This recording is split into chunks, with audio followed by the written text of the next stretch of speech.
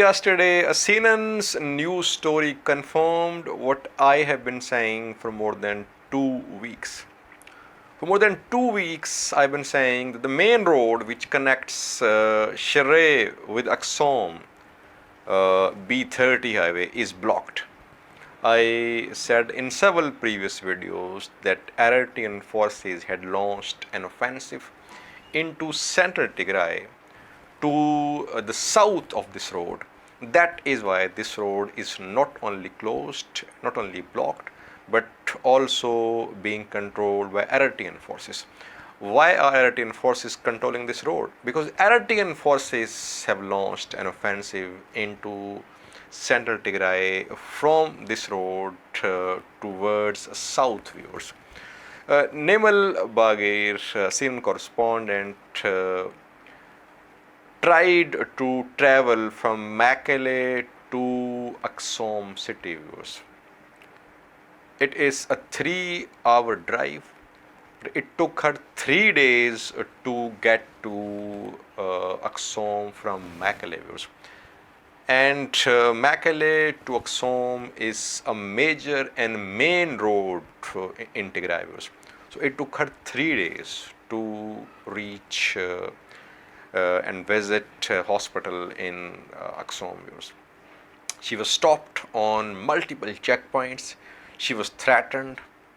She introduced that she was a CNN correspondent, that she had all the papers, relevant papers. I'll show you the video in which you can see Eritrean soldiers captured on camera by Nima Elbagir wearing ENDF uniforms. So there is dire need of verified withdrawal of Eritrean forces from Tigray, because you'll see in the video that they are wearing ENDF uniforms. They haven't started withdrawing from Tigray, because that is what I've been saying for several days, that Eritrean forces are still in Tigray.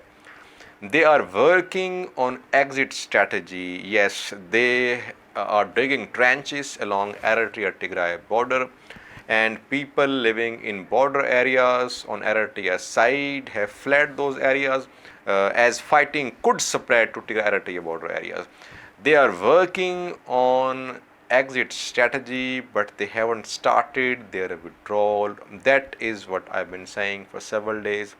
And CNN news story confirms that Eritrean soldiers are in command, in control. They are in command of the operation which they have launched into central Tigray. I'll show you the video story, parts of this video story aired on CNN, viewers.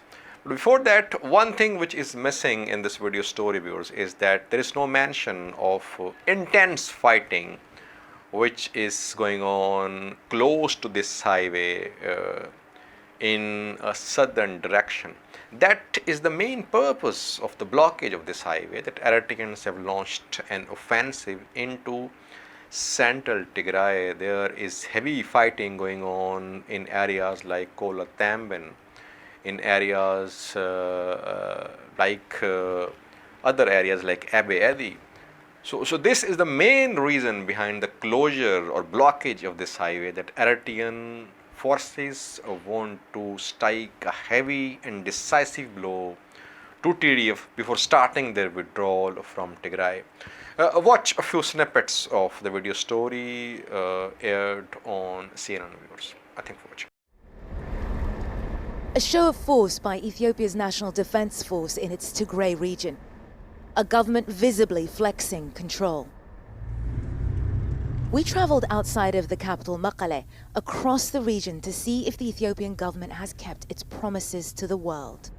Unimpeded aid access and the withdrawal of their Eritrean allies. We hear that the holy city of Aksum to the west has been sealed off by Eritrean soldiers for 12 days. We need to see for ourselves. So we head out towards Aksum, but don't get very far. Something's not right.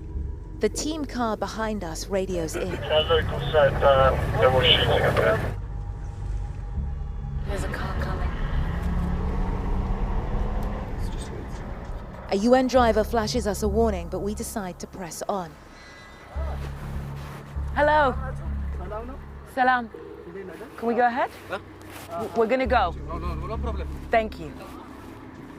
But the road ahead is blocked. We get out of the car with our hands up and identify ourselves to the Ethiopian soldiers. Hey, hello. CNN. We're CNN, journalists. It's impossible. We are journalists. It's impossible. Sir, tell us. Before ask our commander. We spoke. No. The soldier spots our camera. Sir. They're incredibly tense. It's okay. The soldiers close in on us. We asked there. Why not? This is the main route to Aksum. It's a vital supply artery, but for 12 days now, nothing has been able to pass. First checkpoint, Ethiopian soldiers let us through.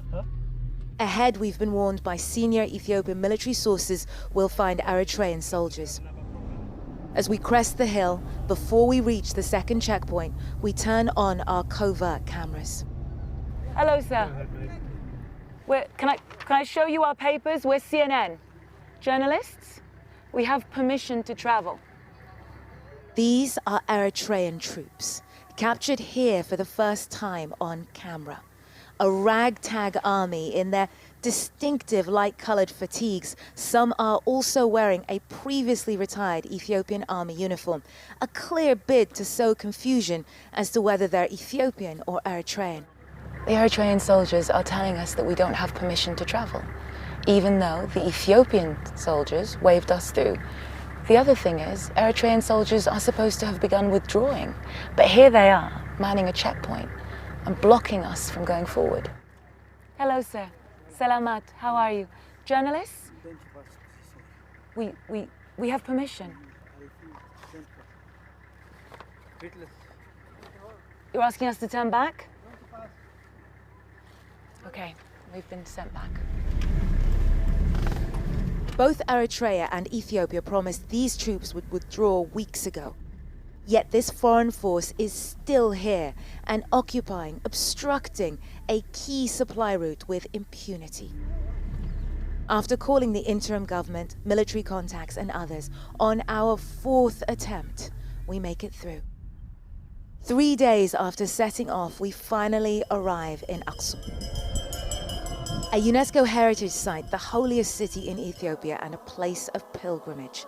But even the act of worship here is a dangerous one.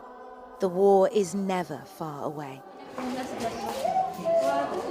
At a local health facility, we see firsthand the consequences of this almost 2-week siege. 2-month-old Johannes's life has been hanging in the balance. His mother risked her life and his to get him past the soldiers encircling the city so that he can receive life-saving oxygen. When he first got ill, it was a hard time, so I couldn't bring him. There was an active war. He got weaker, but I couldn't find transport. I had to travel difficult roads alone to get him here. He's not out of danger yet,